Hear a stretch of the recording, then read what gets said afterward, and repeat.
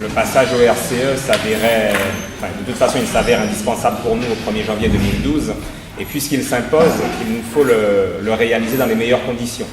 C'est la raison pour laquelle, de façon à ce que tout un chacun, je dirais, puisse s'imprégner de la réalité des RCE, et pas seulement des RCE, mais aussi du changement, je dirais, qui est en cours dans la gouvernance, dans le fonctionnement des universités, il s'avérait nécessaire que tout un chacun prenne la pleine mesure, je dirais, des changements qui s'imposent à nous dorénavant. C'est la raison pour laquelle Madame le professeur Kyriel, qui est actuellement conseillère d'établissement, c'est-à-dire qu'elle a exactement le même rôle que joue le professeur Jacques Bourdon concernant notre établissement.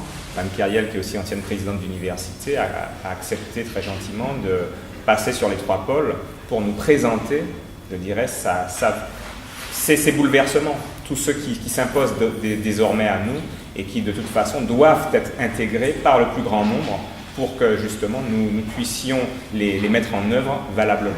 Donc je vais céder la parole à Mme Kyriel, je serai malheureusement obligé de m'éclipser dans un petit instant. De toute façon, je vous reverrai en Martinique au moins. Je vous souhaite vraiment de bien suivre et surtout de poser le plus de questions possible lors de l'échange qui suivra, de façon à ce que vous soyez éclairés de la façon la plus honnête possible. Merci beaucoup, Mme Kyriel. Monsieur le Président, merci. Bonjour à tous, et j'ai le grand plaisir d'être parmi vous. C'est la première fois que je viens dans les Antilles pour vous parler de tous les changements et tous les bouleversements de l'université française depuis, on va dire, les années 2000. Mon exposé est divisé en 6 parties. Rassurez-vous, j'avais dans l'idée de faire une pause au milieu entre les 3 premières et les 3 suivantes avec quelques questions. Et puis il y a des parties qui vont aller assez rapidement. Tout d'abord, donc, une présentation globale de toutes les évolutions dans les universités dans les années 2000. Ensuite, on parlera de la LRU, que vous connaissez déjà, puisque la réforme de la gouvernance est passée dans votre université comme dans les autres, bien qu'elle soit adaptée, je le sais. Ensuite, la partie spécifique au RCE, avec les nouvelles responsabilités. Un point qui m'a été demandé par le président, c'est de dire un peu ce que sont les fiches RNCP. Ensuite, bien sûr, où va-t-on ensuite? Et puis, pour finir, que retenir pour votre université?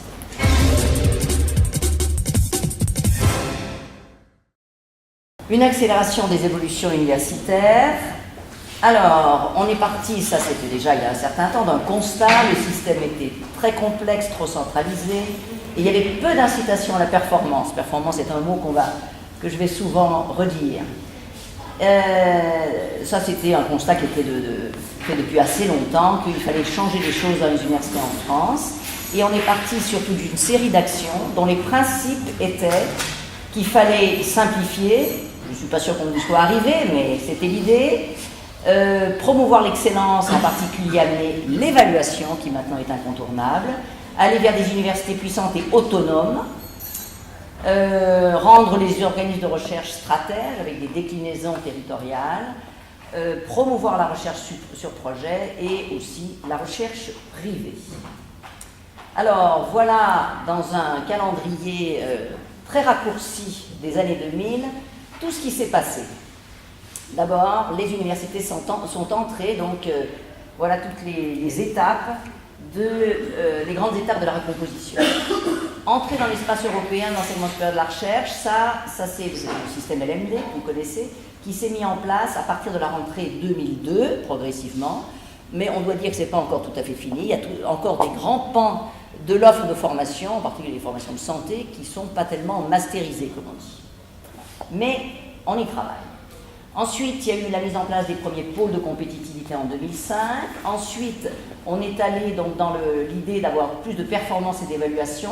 Ça, c'était dans la lignée de la LOLF, la loi organique pour les lois de finances, qui datait de 2001, si j'ai bonne mémoire, mais qui n'était pas encore tellement mise en œuvre. Donc, à partir de 2005, dans cette perspective de plus de performance et d'évaluation, ont été mises en place d'abord une agence de financement de la recherche sur projet, l'ANR, je vais en dire un mot tout à l'heure, en 2005, et l'agence d'évaluation, l'ARS, en 2007.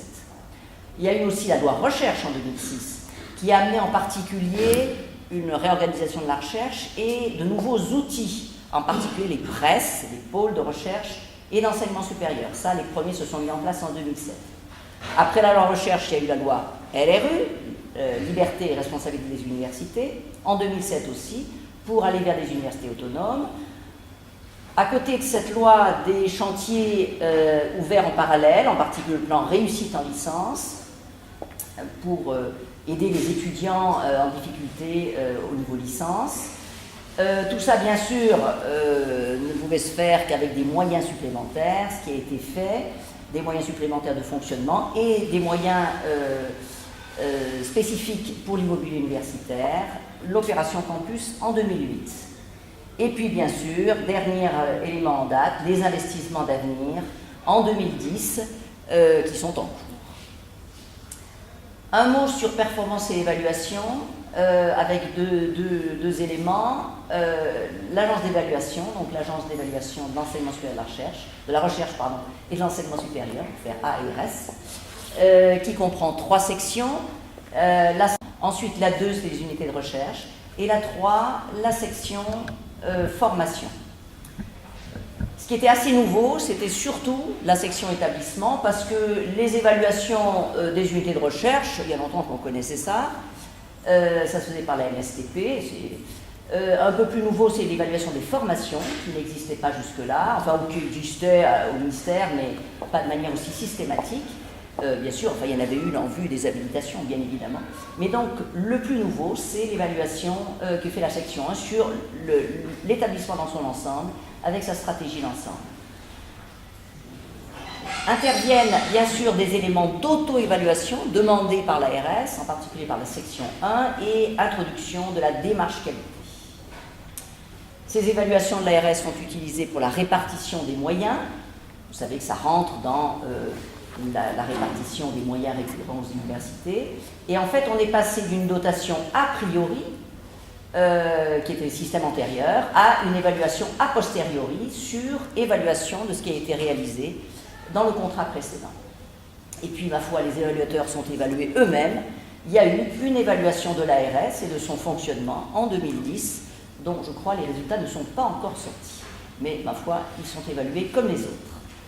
Et puis, à côté de l'ARS, mise en place la même année de l'Agence nationale de la recherche, non l'année d'avant, que vous connaissez aussi, c'est pour promouvoir la recherche sur projet.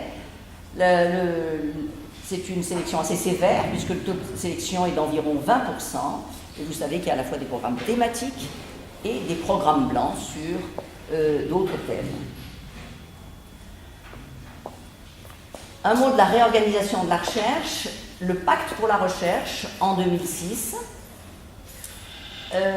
Alors, au-delà donc du système d'évaluation unifié de l'ARS, dont je viens de dire un mot, le pacte pour la recherche a aussi essayé d'offrir des carrières plus attractives, plus évolutives, a intensifié la dynamique d'innovation pour rapprocher recherche publique, recherche privée, a bien sûr renforcé l'intégration du système français dans le système européen, et enfin à rassembler les énergies et favoriser la coopération grâce en particulier au RTRA, les réseaux thématiques de recherche avancée, dont je ne vous parle pas, et des presses, dont je vais vous dire un mot maintenant.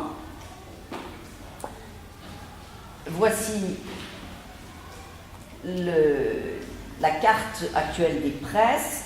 Alors les presses, il y en a 21 actuellement, 18 sous forme d'un EPCS, un établissement public de coopération scientifique, qui était la forme juridique privilégiée pour les presses au début. En particulier, c'était préconisé par Jean-Marc Monteil, le directeur général de l'enseignement supérieur. Donc au début, tous les premiers presses étaient des EPCS, mais Sorbonne Université, puis ensuite il y en a une autre parisienne, et il y a même un presse association, qui est une forme plus molle, je dirais, de coopération, c'est celle de Cergy Université.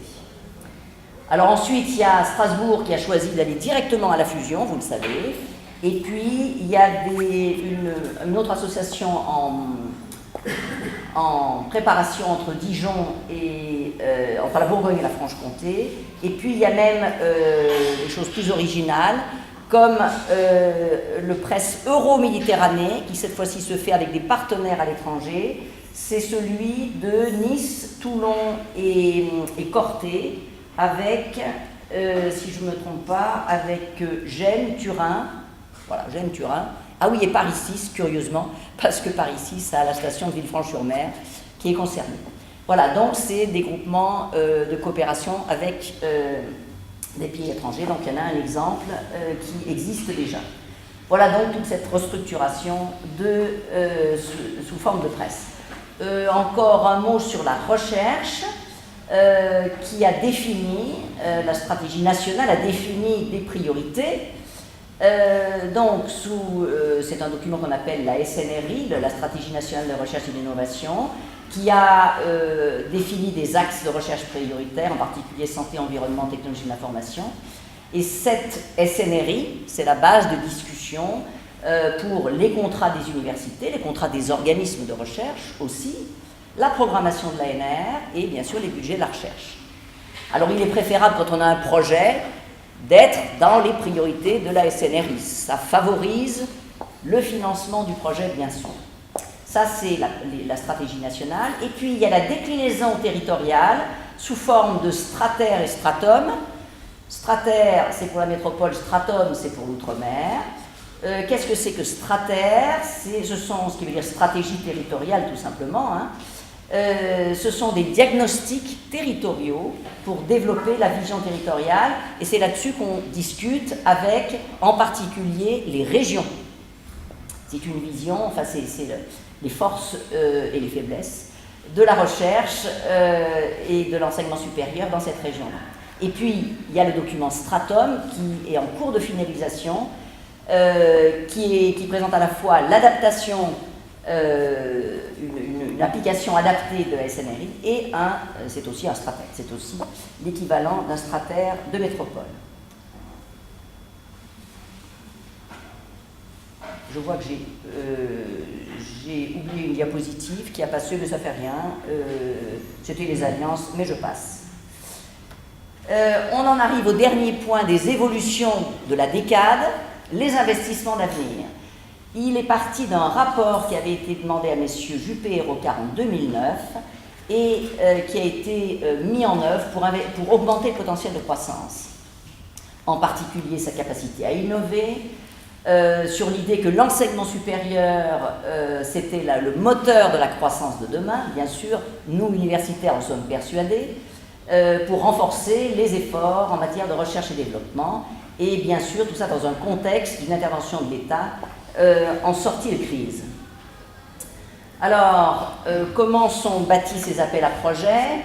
Il y a deux catégories, les pôles d'excellence, projets d'excellence. Bon, passons. Il y en a qui sont déjà fléchés, si je puis dire, ceux qui sont en grisé. Et puis il y a ceux qui sont ici en plus foncé, qui sont des appels à projets compétitifs, sur lesquels les établissements, les presses, les laboratoires candidatent. Et donc ce sont tous ceux-là. Il y en a qui vous devez... j'arrive même pas à les lire. Je vais les lire sur l'écran, ce sera plus facile. Ceux-là, laboratoire d'excellence, qu'on appelle l'ABEX de son petit nom. L'appel à projet est en cours, les résultats sortiront à la fin du mois de mars. Les IHU aussi, c'est bientôt, les résultats sont bientôt là. Les IRT aussi, ça avance. Ceux qui sont déjà sortis, c'est les équipements d'excellence, santé, biotech aussi. Bref, les choses sont en cours et il y aura d'ailleurs aussi pour certains de ces appels à projets une deuxième vague, voire une troisième vague, ce qui donne du courage à ceux qui n'ont pas été retenus à la première. Et deuxième point, c'est, à part ces appels à projets compétitifs, c'est que l'ensemble est bâti sur une logique d'emboîtement, c'est-à-dire que le label suprême Initiative d'excellence, il est bâti sur la réussite aux autres appels à projets. On a ce qu'on appelle un IDEX, on a un IDEX si on a réussi à avoir des LABEX, un IRT, un IHU, etc. Voilà, mais enfin, ça sera pour certains sites, puisque il est question qu'il n'y en ait que 5 à 10 au niveau global. Alors, à tout ça, voilà le calendrier, enfin, on ne va pas le détailler, bien sûr. Là, vous retrouvez les LABEX, les Equipex et les autres. Et bon, à part ce calendrier date un petit peu, il y a un léger décalage d'à peu près 15 jours, mais enfin, les délais sont à peu près tenus, et les choses, comme je vous l'ai dit, sont en cours. Ce qui est intéressant, c'est de voir la structuration. Je vous ai montré tout à l'heure la carte des presses. Bon, bien sûr, je vous ai montré que la métropole. La structuration qui se dessine avec ces projets d'IDEX, ils sont déposés, les projets, hein, il y en a 17. Et il y en a 6 en Ile-de-France, ils sont écrits un peu petits. Ce tout petit, là, c'est un énorme, celui de Saclay. Et puis vous voyez que quand les forces étaient peut-être pas suffisantes pour candidater seules, et bien par exemple, Bretagne-Pays de Loire, ils ont fait un ensemble avec l'idée qu'ils pourraient avoir la masse critique suffisante pour avoir le label. La Lorraine s'est unie avec des universités technologiques, etc. Enfin, on retrouve bien sûr les mêmes sites. Voilà pour ces... mais extrêmement rapidement, et vous pourrez poser toutes les questions que vous voulez.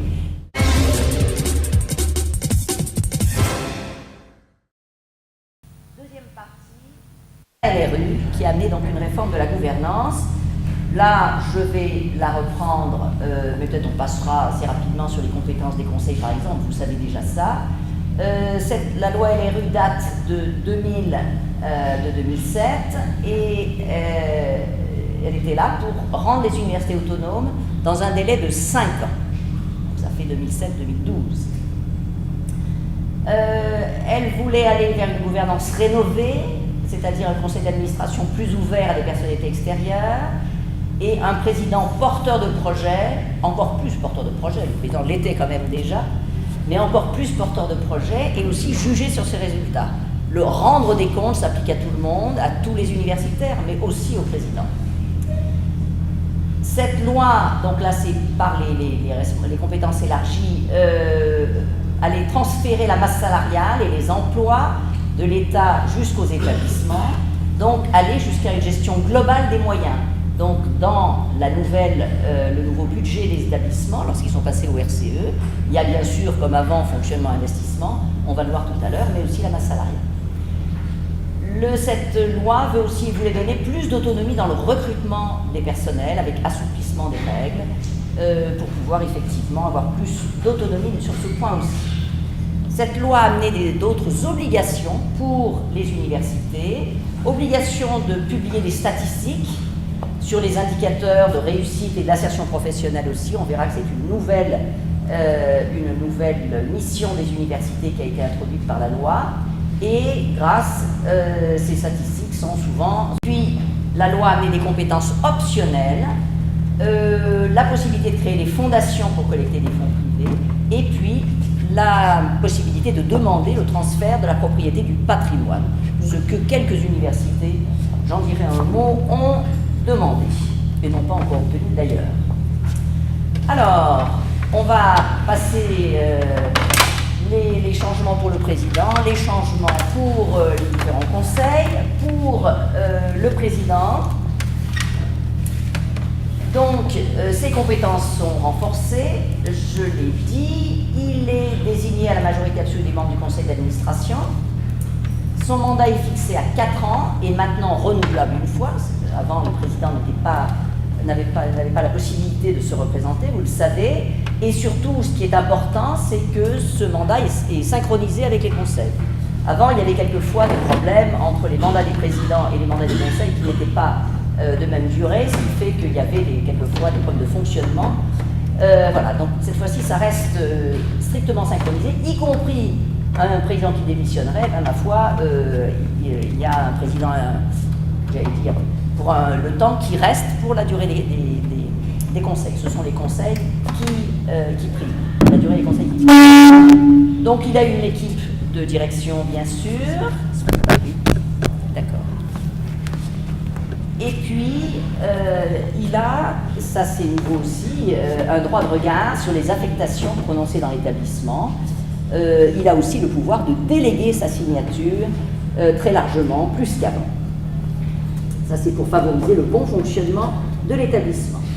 Le conseil d'administration, alors là, je vous présente bien sûr la version générale.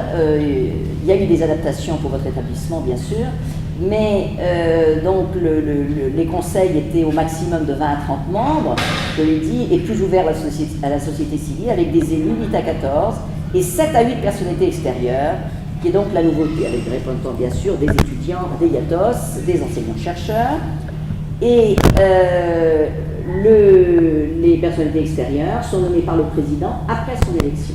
Élection qui actuellement est faite uniquement par les membres élus des conseils et non pas les personnalités extérieures. C'est quelque chose qui est en débat. Les règles de majorité ont été simplifiées à 2/3 des membres présents représentés. Et que fait le conseil d'administration? Définir la stratégie de l'établissement. C'est elle qui définit donc la stratégie d'ensemble, qui propose la création d'écoles et d'instituts. Ensuite, elles sont créées et puis passe au CNESER, bien sûr. Elles peuvent faire des créations directes des UFR après avis du CS. Elles peuvent créer des fondations et le conseil approuve le rapport d'activité présenté chaque année par le président. Le conseil scientifique, lui, bien sûr, a un rôle consultatif pour éclairer le CA dans sa prise de décision. La représentation des doctorants a été augmentée par rapport à ce qu'elle était avant. Et c'est le conseil scientifique qui assure la liaison entre enseignement et recherche à tous les niveaux d'études, en particulier bien sûr doctorat et master surtout. Le CEVU, lui, est aussi un organe consultatif, c'est celui qui garantit les libertés politiques et syndicales des étudiantes, des syndicats étudiantes aussi. Une nouvelle mission qui c'est déjà en partie, mais maintenant qui est clairement affirmée, c'est celle de l'évaluation des enseignements qui est devenue obligatoire, et aussi ce qui existait déjà mais qui n'était pas strictement mis en œuvre, était la présence d'un VP étudiant élu, chargé de la vie étudiante. Donc CS et CEVU sont en phase avec le CA, les élections ont lieu en même temps pour qu'il y ait une bonne cohérence du fonctionnement des organes administratifs de l'université, avec un mode d'élection unique pour tous les membres élus des 3 conseils. Une nouveauté, le CTP, le comité technique paritaire, qui a été mis en place pour devenir le lieu du dialogue social au sein de l'université. Il est créé par décision du président après l'élaboration du CA, et il discute de toutes les questions relatives aux problèmes généraux d'établissement, bien sûr, aux conditions générales de son fonctionnement, aux règles statutaires, aux problèmes d'hygiène et de sécurité, et il est consulté sur la politique des ressources humaines. Toujours dans la loi LRU, à part toutes ces modifications de la gouvernance, une nouvelle mission, l'insertion professionnelle, qui a été, elle, mise en place suite au rapport de Patrick Hetzel, qui s'appelle « De l'université à l'emploi », et qui est sorti en 2006, que vous voyez ici. Donc les missions des universités, celles qui existaient, c'était bien sûr la formation, la recherche, la diffusion et la coopération internationale. Ça existe depuis bien longtemps, et cette nouvelle mission sur l'insertion et l'orientation professionnelle a été rajoutée pour renforcer le lien entre l'université et l'emploi, avec la mise en place du BIP, et renforcer le lien avec les entreprises, qui était aussi tout à fait nécessaire pour l'insertion professionnelle des étudiants.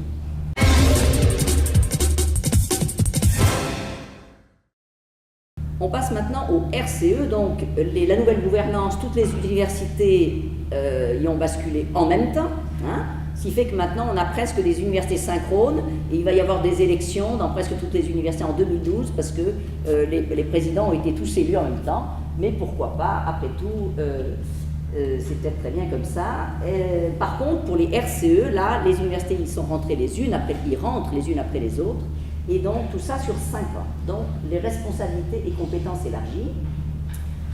Alors, en 4 parties, je vais vous montrer qu'effectivement la montée en charge a été assez rapide.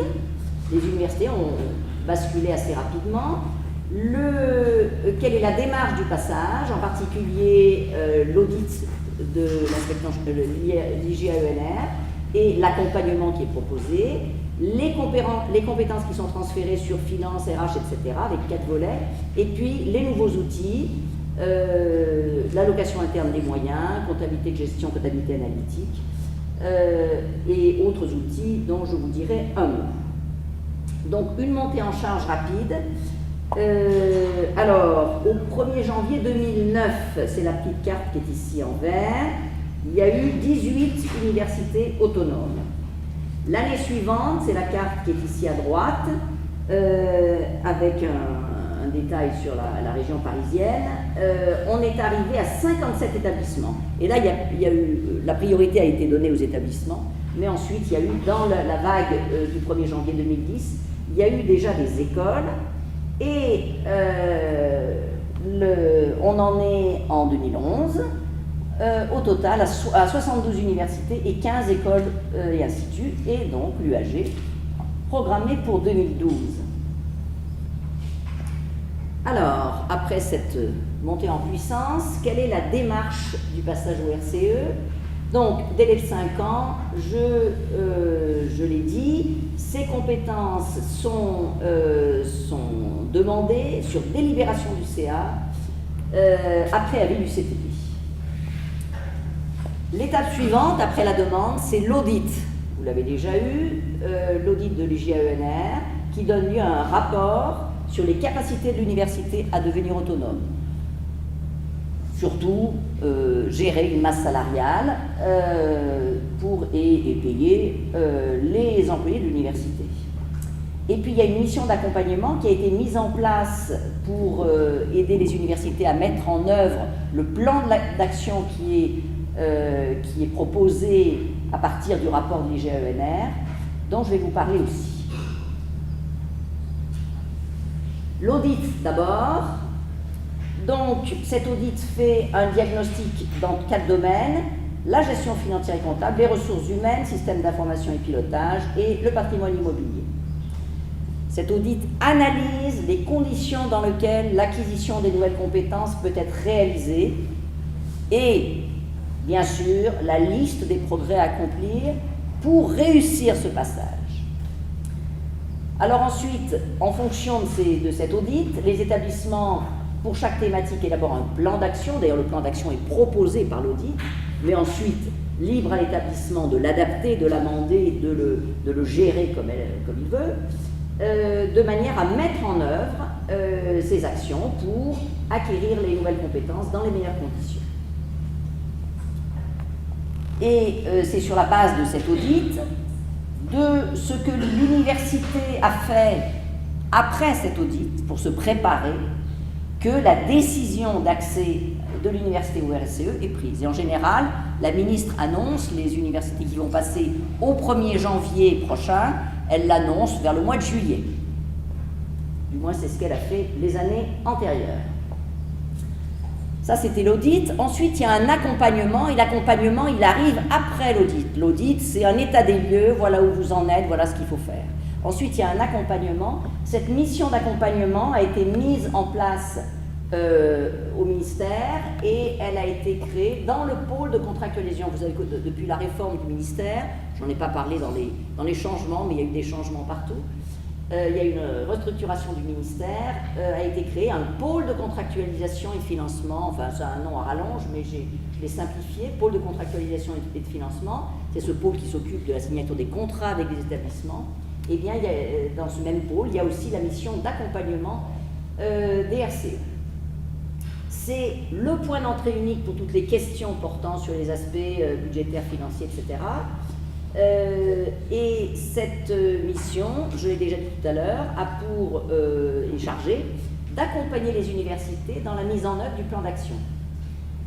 Il y a des groupes de travail qui sont organisés sur l'état d'avancement des plans d'action. Il y a en général des visites sur site. Je pense que la mission d'accompagnement va venir vous rendre visite bientôt pour discuter avec vous, mais de manière extrêmement précis sur tel ou tel point, où vous en êtes, qu'est-ce que vous avez prévu, etc., pour être prêt dans les temps. Alors cette mission, au début, la première année, c'était aussi difficile pour elle que pour les premières universités qui passaient aux compétences élargies, parce que tout le monde apprenait en marchant, ça c'est clair. Mais maintenant, elle commence à avoir une très bonne expertise, elle connaît d'avance toutes les questions qui vont être posées, elle a déjà les réponses, puisqu'il y a déjà eu de l'expérience des premières universités passées au RCE. Donc il ne faut pas hésiter à faire appel à cette mission, indépendamment d'une visite ou de choses formalisées. Ils ont une foire aux questions, ils ont, etc., des correspondants là-bas qui sont là pour répondre à toutes les questions. Et il faut absolument que vous utilisiez ces facilités. Parce qu'effectivement, donc, cette mission a aussi... elle mutualise et elle diffuse les bonnes pratiques. J'ai dit qu'elle avait une bonne expérience maintenant. Elle a fabriqué des fiches méthodologiques sur un tas de questions qu'on se pose. Comment est calculée la masse salariale? Comment est calculé le plafond d'emploi? Tout ce qui va être fait d'ici la fin de l'année, on va le voir tout à l'heure, ça se fait en général en novembre de l'année qui précède la bascule. Voilà, et cette mission reste en contact avec l'établissement parce qu'il n'y a pas une date fatidique du 1er janvier 2012 ou autre. Il y a encore en général pas mal de choses à faire, en particulier pour la première année, pour être sûr qu'on arrive à payer tout le personnel jusqu'au mois de décembre. De les payer en janvier, c'est facile. Le plus dur, c'est d'arriver à les payer jusqu'à la fin de l'année, c'est-à-dire de maîtriser la masse salariale tout au long de l'année. Et donc, cette mission reste en contact pour continuer à accompagner l'établissement, bien sûr, après le passage au RCE. En novembre, en général, avec des réunions techniques, où on définit à l'euro près quelle est votre masse salariale, quel est votre plafond d'emploi. Ce sont des discussions, bien sûr, chaque université veut obtenir le maximum. Alors, quelquefois, les universités disent il y a une négociation. Je dis il n'y a pas de négociation, il y a une clarification de exactement est-ce qu'on compte tel ou tel emploi, est-ce qu'on compte. Mais on négocie pas des emplois supplémentaires. C'est un état des lieux à un moment donné des emplois État qui vous sont transférés. Mais il y a toujours quelques cas particuliers qui posent problème. Cette discussion se fait avec la DGCIP, donc en particulier la mission d'accompagnement, avec la direction des affaires financières et une participation bien sûr des ressources humaines, de la direction générale des ressources humaines, bien sûr, pour la partie plafond d'emploi. Donc c'est un échange pour arriver au montant exact. Et puis bien sûr, c'est là que se posent tous les problèmes sur, très bien, on a une valeur de notre masse salariale, que se passera-t-il dans les années futures, avec le glissement, vieillissement, technicité, enfin un tas de sujets qui sont en discussion, qui n'ont pas été totalement réglés d'ailleurs, qui sont en discussion à la CPU maintenant sur la manière dont ça sera traité, la paye à façon bien sûr, etc. Donc c'est là où toutes les questions doivent sortir. À côté de ces groupes de travail techniques, il y a mise en place d'un plan de formation, parce que ce changement profond du fonctionnement de l'université ne peut pas se faire sans une formation du personnel. Donc il y a eu mise en place, en particulier par l'AMU, l'Agence de mutualisation des universités et des établissements, ou l'ESN, l'École supérieure de l'éducation nationale, des formations proposées, et j'ai vérifié avant de venir qu'effectivement, il y avait eu des inscriptions de votre université pour ces différentes formations, pour que le personnel soit prêt justement à gérer ces nouvelles responsabilités. Il y a bien sûr des formations sur les logiciels de gestion financière et comptable, sur les systèmes d'information, sur la méthodologie de pilotage, la certification des comptes, la comptabilité analytique, la maîtrise du processus de paie, bref, etc. Et puis il y a aussi des formations complémentaires sur la démarche qualité que les établissements sont incités à faire entrer dans leur méthode de travail, l'accompagnement du changement, le contrôle de gestion, etc., la comptabilité d'exercice. Vous avez une palette de formations, donc chacun là-dedans doit aller prendre ce qui est nécessaire en fonction des compétences des uns et des autres et des compétences nécessaires pour que l'université soit au mieux prête à ce changement. Et puis il y a aussi bien sûr des séminaires d'information et de formation des recteurs par le ministère, puisque vous savez que les recteurs ont une mission de contrôle budgétaire et de légalité auquel ils n'étaient pas toujours très préparés. Donc les recteurs aussi ont droit à leur formation, les recteurs et leurs services. Alors, passons maintenant, après l'accompagnement, aux compétences transférées. Tout d'abord, en matière budgétaire et financière. Alors, un petit rappel, vous savez que le système d'allocation des moyens qui était utilisé jusqu'en 2008, qui s'appelait San Remo, était devenu obsolète, complexe, peu lisible, plus personne n'était arrivé à s'y retrouver, il s'était complexifié au fil des années. Et un nouveau modèle d'allocation des moyens a été mis en place au 1er janvier 2009, basé sur 3 principes. L'équité, avec 80% des moyens basés sur l'activité, le reste sur la performance, on va le voir dans la diapositive suivante. Mais aussi donc la performance, je vous ai dit que c'était un mot-clé important maintenant, qui est désormais mieux valorisé, à la fois pour la formation et la recherche, et puis la transparence, avec un système qui se veut. Les fiches maintenant des financements sont publiées sur le site du ministère, on sait quelle université a combien, etc. Alors qu'avant, c'était un peu plus secret. Maintenant, normalement, on peut consulter ce qu'ont les uns et les autres et pourquoi. Alors, les moyens sont répartis dans ce nouveau système à 80% sur l'activité, c'est-à-dire sur le nombre d'étudiants présents aux examens et le nombre d'enseignants-chercheurs produisants, tel que défini par les évaluations de l'agence d'évaluation, de l'ARS. Et puis la deuxième moitié, c'est la performance. Avant, c'était seulement 3%, enfin on a calculé qu'avant ça faisait 3%, puisqu'il y avait effectivement une partie, les dotations recherche étaient basées là-dessus.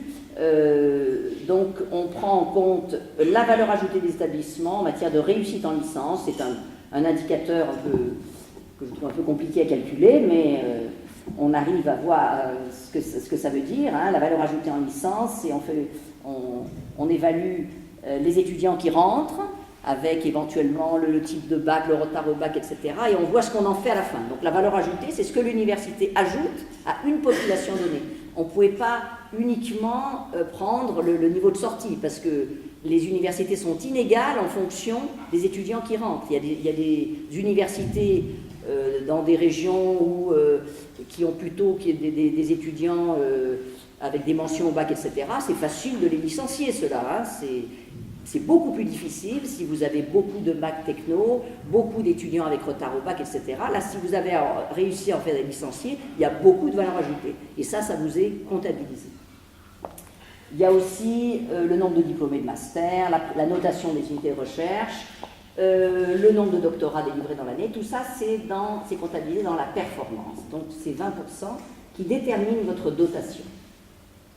Donc ça, c'est un peu plus compliqué que ça, parce qu'effectivement, si c'est 80-20 de la dotation, c'est un peu plus pour la recherche. La performance est plus prise en compte pour la recherche que pour l'enseignement, où ça représente, si on fait les décomptes en fonction des paramètres que je vous ai donnés. Mais rappelez-vous qu'il y a une par activité et une par performance dans le calcul des moyens.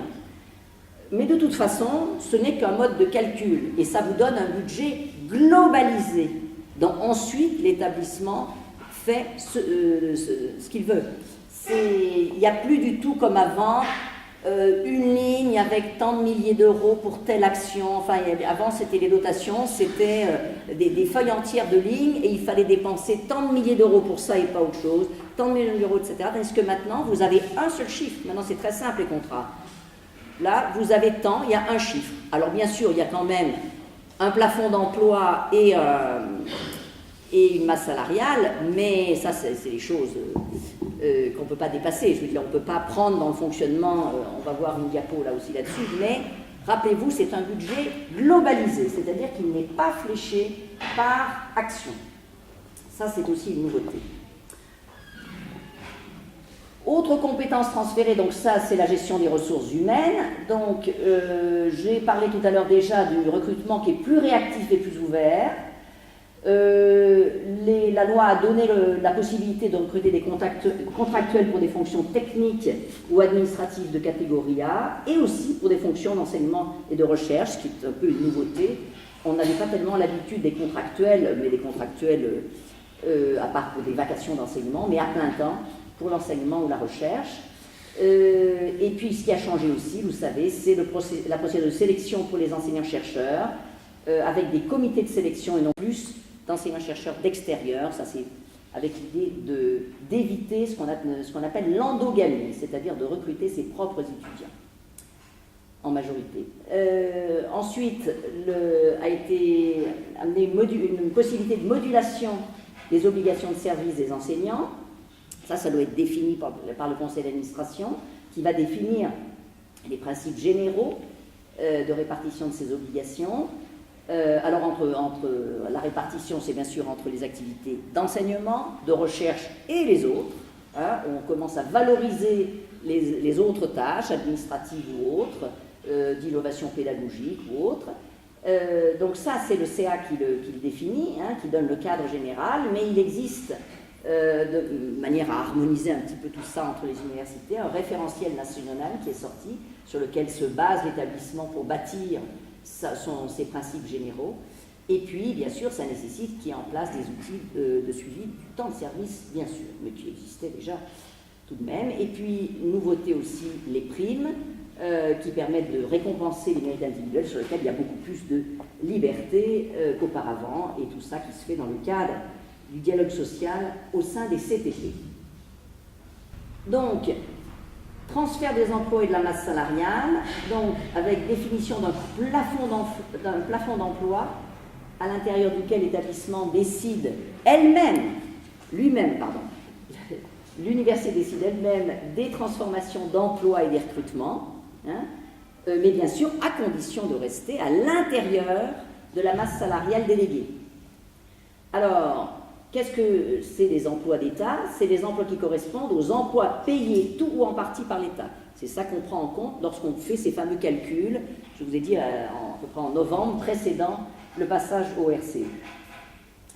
Et le plafond d'État, mais j'ai un petit diagramme dans la diapo d'après qui vous l'explique. Le plafond d'État, c'est l'une des deux composantes du plafond global, parce qu'il y a aussi, l'établissement peut recruter sur ses ressources propres aussi, bien sûr. Mais là, ici, on parle du plafond État. Donc, il faut définir le plafond d'emploi, la masse salariale qui va être basculée. Et puis, bien sûr, il faut mettre en place un dispositif de la paye qui fait travailler ensemble le service financier et le service du personnel, et l'agent comptable, bien sûr. Donc, souvent, il y a eu des regroupements, regroupement du service personnel et de la paye, de la partie paye du service financier, de manière à ce que ce soit plus cohérent.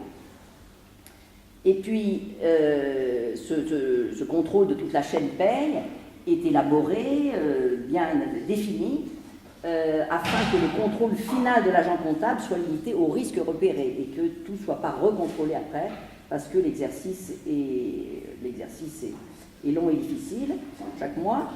Et la responsabilité maintenant incombe à l'agent comptable et non plus à la trésorerie générale.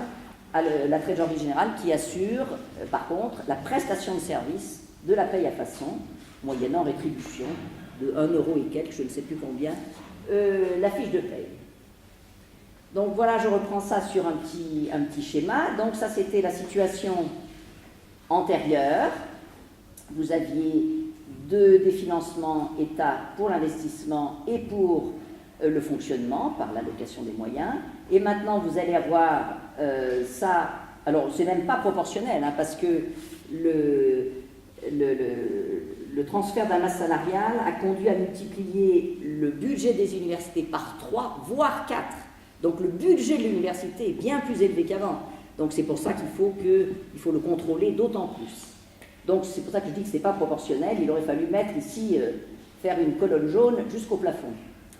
Donc, c'est ce que je disais tout à l'heure, il y a la masse salariale transférée depuis le titre 2, et puis il y a les emplois qui étaient compris dans le fonctionnement, et tout ça, c'est le plafond, enfin, ça correspond au plafond d'emploi État, qui est donc une partie du plafond d'emploi établissement, si vous avez des emplois sur vos ressources propres, comme je l'ai dit tout à l'heure.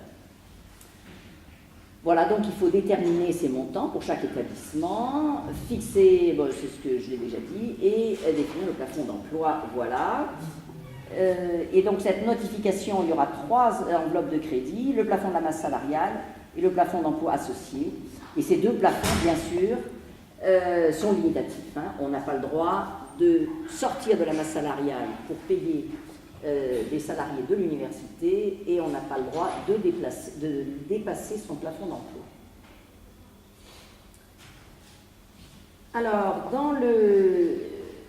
il fallait une information financière très fiable pour prendre des décisions fondées. Donc, a été imposée une certification des comptes, tout ça c'est aussi dans le cadre de la démarche qualité, une certification des comptes de l'université. Donc, cette certification des comptes, elle sert à la fiabilité de l'information financière, elle est nécessaire en interne, mais elle est aussi nécessaire vis-à-vis des financeurs extérieurs.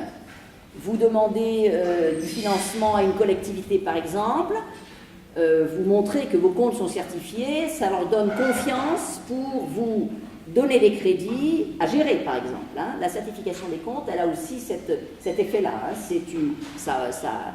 C'est pour votre image vis-à-vis des extérieurs. Donc, il y a un commissaire aux comptes qui, en fait, n'intervient pas qu'une fois dans l'année. En fait, sa mission est d'accompagner l'établissement tout au long de chaque exercice de gestion, dans un dialogue constant avec les gestionnaires, l'agent comptable, etc. Et donc, c'est donc un partenaire à part entière, le commissaire aux comptes.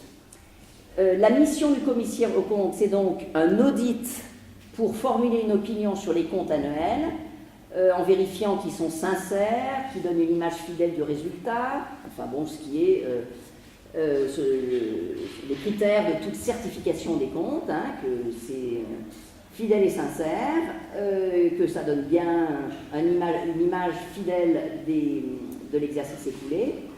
Et si on regarde ce qu'ont donné la certification des comptes des 18 premières universités passées au RCE, toutes ont eu leurs comptes certifiés, mais toutes avec réserve. Et où étaient les réserves? Et bien sûr les provisions pour certains risques, hein, ça c'est quelque chose de difficile à évaluer, les provisions pour le chômage par exemple. Sur la prise en compte de la valeur du patrimoine, que les universités souvent connaissent mal. D'ailleurs, si peu d'universités ont demandé le transfert du patrimoine, c'est que les universités doivent améliorer leur connaissance du patrimoine, les inventaires qui n'étaient pas à jour, etc. Mais enfin bon, les 18 premières, et les suivantes d'ailleurs je crois aussi, ont eu cette certification des comptes, et ensuite doivent tenir compte des remarques des commissaires aux comptes pour l'année d'après, bien sûr.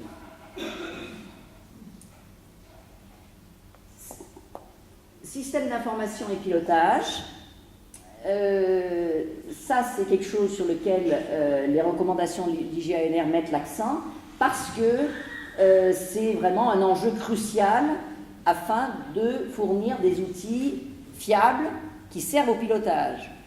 Piloter à vue, ça ne marche pas, il faut piloter sur des données fiabilisées, et ça, les données fiabilisées, on les a si on a un système d'information performant. Donc, il faut organiser un service pour mettre en cohérence les systèmes d'information. Les systèmes d'information dans les universités ont été mis en œuvre de manière, j'allais dire, un peu artisanale. Chaque composante avait son système pour gérer les services, pour gérer ci ou ça. Et le vrai problème, c'est que tout ça arrive à se parler, arrive à donner des informations globales. Donc, il faut absolument qu'il y ait un service chargé de ça et de mettre en cohérence le système d'information, de mettre en place un schéma directeur pour fiabiliser, sécuriser la production et le traitement des données. Et puis, mise en place d'une cellule d'aide au pilotage, en général, où il y a en général dont on va parler, la comptabilité analytique, le contrôle des gestions, on va voir ça tout de suite, qui est chargée, cette cellule d'aide au pilotage, chargée de produire justement ces indicateurs de pilotage, regroupés dans un tableau de bord, ainsi qu'une analyse de ces indicateurs pour donner une idée de la situation de l'établissement, non seulement à un moment donné, mais pour les années à venir, faire un petit peu de la prévision. Et c'est cette cellule d'aide au pilotage qui doit alerter s'il y a des indicateurs qui rentrent dans le rouge. C'est cette cellule d'aide au pilotage qui doit bien sûr tout de suite alerter la direction de l'établissement pour rectifier les choses. Dernier transfert possible, mais je l'ai dit, diapositive suivante s'il vous plaît, merci. Mais je l'ai dit, optionnel, c'est la dévolution du patrimoine. Cette dévolution ne se fait que sur demande des établissements pour obtenir la pleine propriété des biens immobiliers. Voilà, donc quels sont les prérequis? C'est bien sûr élaborer une stratégie immobilière, qui est une équipe dédiée au pilotage de la gestion, que l'on ait déterminé la valeur du patrimoine à transférer, que l'on ait déterminé les besoins de mise en sécurité, ce qui fait que, bon, il n'y a pas tellement d'universités qui avaient ces prérequis, donc il y en a 9 qui ont demandé, et il y en a seulement 3 qui ont été retenus, et qui n'ont pas encore qui ne l'ont pas encore, mais parce que le transfert du patrimoine est extrêmement compliqué, bien plus compliqué que transférer de la masse salariale qui peut se faire en une seule opération. Voilà, donc, et sur ces 3 qui sont retenus, on est en train d'évaluer la dotation financière annuelle qui sera versée pour le gros entretien et le renouvellement, et bien sûr, il faudra faire ensuite un avenant au contrat pour tout ce qui concerne le patrimoine et l'optimisation de la gestion. Donc ça, c'est quelque chose qui sera un petit peu repoussé, la suivante, merci, dans les années à venir. Dernière partie sur les RCE, les nouveaux outils. Donc, quels sont les nouveaux outils dont dispose l'université pour être gérée? C'est l'allocation interne des moyens, le contrôle de gestion de la comptabilité analytique. Il y a bien sûr aussi le contrat et la diversification des ressources, dont je parlais très brièvement. Un mot sur l'allocation des moyens, l'allocation interne des moyens. Donc, je le rappelle, je l'ai dit, vous avez un chiffre d'un budget global, et c'est maintenant l'université qui décide de où en interne vont les moyens. Donc, ce budget global, bien sûr, il y a les crédits alloués par l'État, et puis il peut y avoir aussi des ressources propres, les contrats de recherche, les droits d'inscription, s'il y a une fondation, les crédits versés à ces fondations, la formation continue, etc. Et dans ces moyens, il y a bien sûr, donc ce qui est redistribué, ce n'est pas la masse salariale où elle va, mais ce sont les crédits de fonctionnement et d'investissement. Cette allocation interne des moyens, elle se fait lors d'un dialogue de gestion entre la présidence, ou l'équipe de direction, et les composantes. Et les moyens des composantes, maintenant, ne correspondent plus à une reconduction du budget de l'année précédente, mais il y a des dépenses incompressibles, et ce qui est attribué, c'est en fonction des résultats et de l'activité. L'incitation à la performance, je n'ai pas dans l'allocation des moyens, la partie performance a augmenté de 3 à 20%. Et bien en interne, il y a le même mouvement, c'est-à-dire que dans la redistribution des crédits entre l'université globale et les composantes, eh bien il y a aussi, on demande des comptes aux composantes pour savoir ce qui a été fait avec l'argent donné l'année antérieure. Et bien sûr, l'idéal est que tout ça soit formalisé dans ce qu'on appelle un COM, un contrat d'objectifs et de moyens annuel, qui dit clairement que telle composante s'engage à faire telle action et en échange de quoi elle a tel moyen, et bien sûr, là-dessus, elle devra rendre des comptes l'année suivante. Donc ça, c'est le premier outil, l'allocation interne des moyens. Le deuxième, c'est le contrôle de gestion. C'est donc l'obligation de rendre des comptes sur l'utilisation des ressources, ça existe à tous les niveaux, ça. Ça permet de maîtriser le contrôle de gestion, la conduite de l'établissement, en prévoyant, ça c'est un mot important, donc non seulement c'est l'état des lieux à un moment donné, mais c'est les voir vers où ça va et un peu anticiper s'il y a un problème qui arrive, je ne sais pas, sur le niveau de la masse salariale qui baisse trop vite ou autre indicateur. Donc c'est le contrôle de gestion qui permet justement d'anticiper, en prévoyant les événements, s'adaptant à l'évolution. En permanence, il y a un réajustement si c'est nécessaire.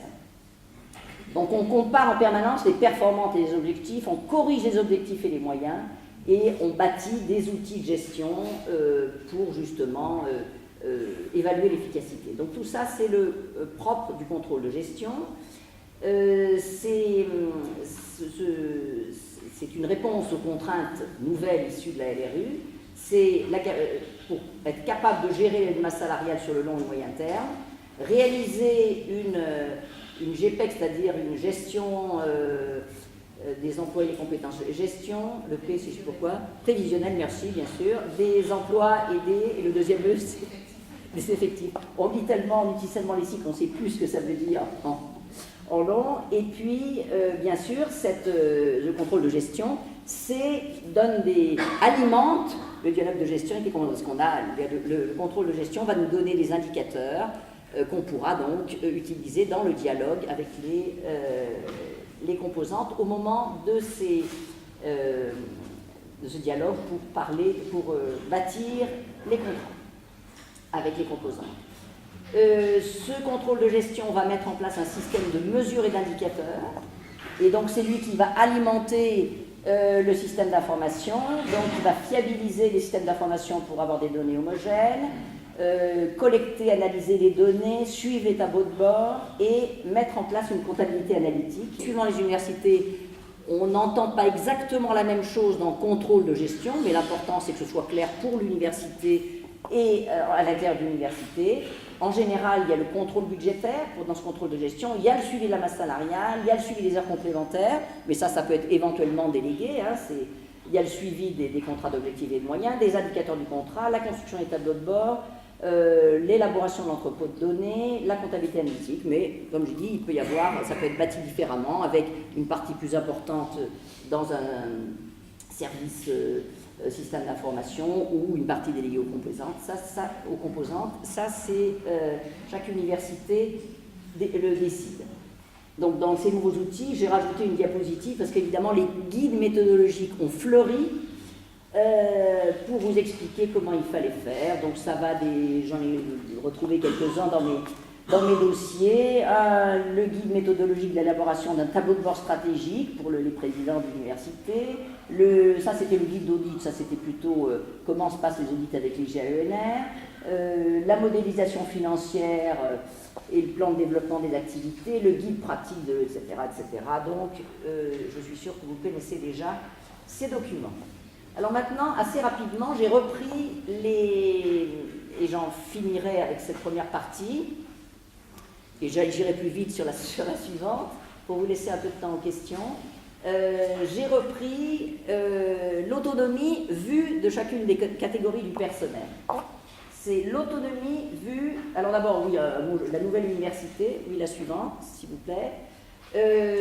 L'autonomie se veut un accélérateur du changement, un véritable tournant, puisqu'on demande plus de réactivité, de légitimité, et il y a plus de réactivité et de légitimité, mais c'est en contrepartie d'une évaluation.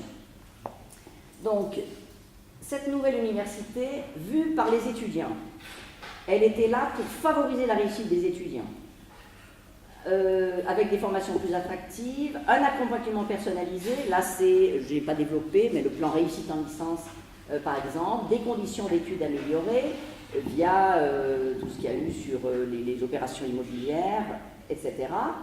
Et puis, là encore, quelques bonnes pratiques que l'on voit en particulier dans les plans licence, des choses nouvelles, le tutorat par des étudiants plus confirmés, les enseignants référents, un effort sur la réorientation, sur apprendre à faire un bilan de compétences, plus d'outils numériques, des centres de langue, les bibliothèques, les ressources pédagogiques en ligne, etc. Le suivi de la station professionnelle dont j'ai parlé, l'évaluation des enseignements, qui est quelque chose que les étudiants peuvent consulter pour savoir avoir une évaluation de ceux qui sont passés par ces filières, pour savoir ce qu'ils en pensent, l'emploi étudiant. Donc quelques bénéfices pour les étudiants. Pour les enseignants-chercheurs aussi, puisque il y a eu donc l'idée c'était de mieux valoriser leur investissement et leurs responsabilités, avec des outils pour attirer les talents, des débuts de carrière revalorisés, ça c'était dans ce qu'on appelait le plan carrière, une plus grande souplesse pour l'embauche et la rémunération, ça je l'ai dit tout à l'heure, la possibilité de décharge de service, ou plus exactement de rééquilibrer la partie, je l'ai dit tout à l'heure, entre la partie enseignement, recherche et responsabilité administrative, et puis une revalorisation des possibilités d'avancement et la revalorisation de la prime de responsabilité pédagogique. Un avantage pour les personnels IATOS, là aussi l'idée est de mieux valoriser l'investissement, la qualité du travail, les responsabilités, avec une professionnalisation accrue, beaucoup de plans de formation, des requalifications d'emploi, une augmentation des régimes militaires, une harmonisation des modalités de gestion entre les différentes catégories de personnel et un développement d'actions sociales et culturelles. Du moins, c'était ce qui était préconisé par cette nouvelle université. Pour les universités elles-mêmes, de nouvelles marges de manœuvre. Pour les recrutements, une maîtrise du budget, on l'a vu, avec bien sûr la masse salariale, la nécessité d'affirmer une stratégie scientifique et pédagogique, et donc à ce moment-là, les universités deviennent des interlocuteurs à part entière des entreprises, des collectivités territoriales. Elles acquièrent une professionnalisation qu'elles avaient moins auparavant, avec une organisation modernisée, simplifiée, contrôle de gestion, je ne vais pas tout reprendre, la démarche qualité, l'évaluation des recrutements pour stimuler la reconnaissance scientifique à l'international et la possibilité de créer des fondations. Vu par les partenaires, eh bien, les partenaires trouvent que maintenant les universités sont plus dynamiques et plus compétitives. Le regard des partenaires a changé, hein, que ce soit les organismes de recherche, ça se voit, les entreprises, les collectivités ou les partenaires à l'international. Donc il y a eu une simplification de la gestion des laboratoires avec ce qu'on appelle la DGG, la délégation globale de gestion, des dispositifs communs avec les organismes de recherche, les chaires. J'ai déjà parlé de tout le reste, et puis le guide de compétences dont je vais dire un mot tout à l'heure. Pause, et la deuxième partie sera peut-être plus courte que la première.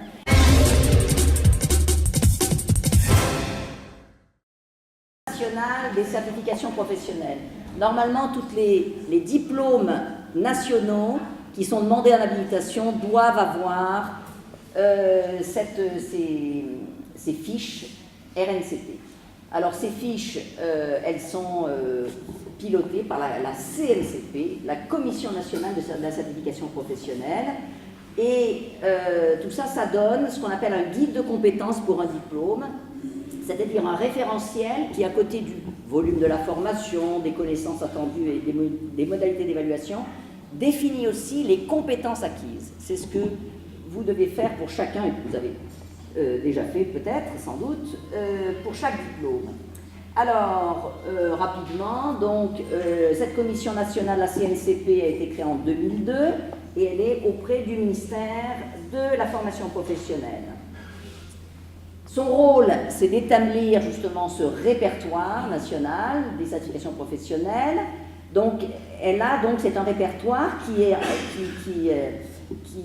met à disposition une information personnalisée, actualisée sur tous les diplômes, tous les titres, tous les certificats qui sont reconnus officiellement, et ça permet justement aux employeurs ou même aux futurs diplômés d'aller se renseigner et c'est cette commission qui veille à l'adaptation des titres et des diplômes et des titres à l'environnement professionnel. C'est elle qui fait le lien entre les deux. Elle émet des recommandations et puis elle signale les correspondances de certification. Voilà le rôle de la CNCP. Le RNCP, a aussi été en même temps créé en 2002 et il a donc pour objet de tenir à disposition, c'est un registre qui est constamment à jour. C'est pour ça qu'il n'existe pas en version papier, parce qu'il serait obsolète dès la semaine suivante. Il n'existe qu'en version électronique et on peut le consulter donc pour avoir des informations sur tous les diplômes à finalité professionnelle. Et donc il contribue bien sûr à faciliter l'accès à l'emploi, à l'insertion professionnelle, etc. Donc il y a 3 types de certification, mais si vous les cliquez une fois, je ne me concentrerai sur ceux qui concernent les diplômes que vous délivrez, c'est-à-dire les diplômes nationaux qui sont enregistrés de droit. La suivante. Donc dans l'enregistrement, il y a bien sûr l'État, les ministères, mais aussi ça se fait, cet enregistrement, avec des partenaires sociaux, tant du côté des salariés que des employeurs. Donc ces diplômes sont ceux qu'on appelle du premier registre, ils sont ceux qui sont enregistrés de droit, sont délivrés au nom de l'État, donc c'est des diplômes nationaux, et ils sont délivrés après avis d'instances consultatives dans lesquelles sont représentés à la fois les salariés et les employeurs, je l'ai dit. Donc la suite, voilà, pour ce qui nous concerne, donc il y en a qui sont... l'enseignement scolaire, ce n'est pas notre propos, encore 2, je crois. Voilà, merci encore. Voilà. Dans ce qui nous concerne dans cette liste, parce que bien sûr ce registre concerne toutes les formations professionnelles, quel que soit le niveau, hein, bien sûr. Donc, ce qui nous intéresse, c'est bien sûr la commission pédagogique nationale pour les spécialités de DUT, qui donc valide le référentiel pour... c'est le CNESER pour toutes les certifications des diplômes nationaux et la CTI pour les diplômes d'ingénieurs. À quoi ça sert ce registre? C'est pour avoir une plus grande transparence et lisibilité de certification, qui met en avant la finalité professionnelle et non plus seulement les connaissances et les savoirs qui sont dispensés par les formations des universités. Et c'est une logique dans laquelle, bien sûr, on valorise le monde professionnel. L'enregistrement, je crois que je vais passer parce qu'on n'a pas le temps. Et tout ça, ça donne, je vous ai choisi un exemple qui est bien fait, c'est celui de l'université Jean Monnet à Saint-Étienne, qui a fait un guide de compétences de ses licences, qui est très bien fait. Il est disponible sur leur site, vous pouvez aller le regarder. Et, page suivante, on verra la page entière tout à l'heure. Donc, à côté des connaissances que les étudiants vont obtenir s'ils font une licence, il y a les compétences qu'ils vont acquérir, donc qui sont des compétences sur les connaissances associées, la dimension transversale et les domaines d'application, d'action utilisables par les étudiants. Donc ça, c'est les compétences et les domaines d'application avec les spécialités et les fonctions par rapport au métier. Donc c'est ça que donne ce guide des compétences. Ici, au niveau licence à Saint-Étienne, j'ai pris un exemple qui est emblématique de Saint-Étienne, la suivante. Les arts plastiques, vous savez que Saint-Étienne est un endroit très important pour le design, ils ont une licence arts plastiques. Et bien voilà la page, donc vous voyez qu'ici, il y a les connaissances, mais il y a aussi donc la capacité domaine d'action, ce que j'ai appelé les capacités, et puis la méthodologie que les étudiants vont acquérir à côté des connaissances, des connaissances théoriques que cette licence va leur donner. Donc les compétences que j'ai appelées tout à l'heure, les compétences, à côté des connaissances, il y a les compétences. Ici, elles s'appellent les capacités et domaines d'action. C'est un exemple, et donc ça, tout diplôme à finalité exceptionnelle, professionnelle, pardon, doivent le mettre en œuvre.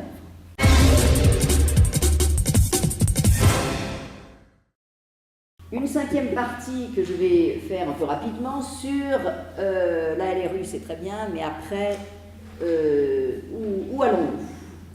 Alors, la loi a mis en place un comité de suivi, le comité de suivi LRU, qui regarde comment les choses se passent, qui fait un rapport chaque année, et quelquefois, il fait des recommandations, soit pour l'État, soit pour les établissements. Donc, je commencerai par ces recommandations du comité LRU. Bien sûr, un tas de gens se sont mêlés aussi de faire des commentaires sur la manière dont se passaient les choses. Ensuite, LRU et contrat, on en dira un mot, puisqu'on n'a pas parlé dans les outils, je n'ai pas parlé tout à l'heure du contrat. Et puis, LRU et presse, et bien sûr, où va la structuration du paysage universitaire. Le comité de suivi a été installé en 2008. Ses membres sont nommés par la ministre. Il est chargé de formuler des propositions et des recommandations. pour l'application de la loi, mais en fait, quelquefois, il parle aussi de choses beaucoup plus générales, en particulier toutes les évolutions futures. Enfin, c'est un comité qui a le droit de parler. Il y a dedans des députés, des sénateurs, il y a des membres d'horizons assez variés, pas seulement des universitaires, hein, et qui donnent un avis sur la manière dont ils voient ça, de leur point de vue. Le comité de suivi peut, à côté de ses propositions et recommandations, peut aussi proposer des adaptations législatives de la loi, c'est dans son rôle, et donc chaque année un rapport qui est transmis au Parlement et qui aussi est présenté au Knesset. Alors, le rapport 2010 est sorti début 2011, il a été présenté au Knesset la semaine dernière, ou la semaine d'avant, non, la semaine dernière, exactement, lundi dernier. Et alors, il y a 33 recommandations, je ne vous imposerai pas les 33, j'ai fait 2 diapos de résumé. Le comité a dit, oui, bien sûr, de la formation pour le personnel, mais il n'y en a pas assez, il faut insister là-dessus, ou inciter plutôt les établissements à envoyer son personnel en formation. Il a dit, et c'est ce dont on parlait tout à l'heure, les mécanismes d'actualisation de la masse salariale ne sont pas au point, il faut absolument arriver à des mécanismes clairs, le fameux GVT dont on parlait, hein, ça c'est le comité de suivi l'a dit. Il a constaté que les CA qui devaient changer dans leur manière de fonctionner n'ont pas encore bien changé. Les CA sont quelquefois encombrés, entre guillemets, de traiter des choses qui pourraient être traitées ailleurs. Le CA, c'est là où on parle de stratégie et la mise en œuvre doit être faite ailleurs.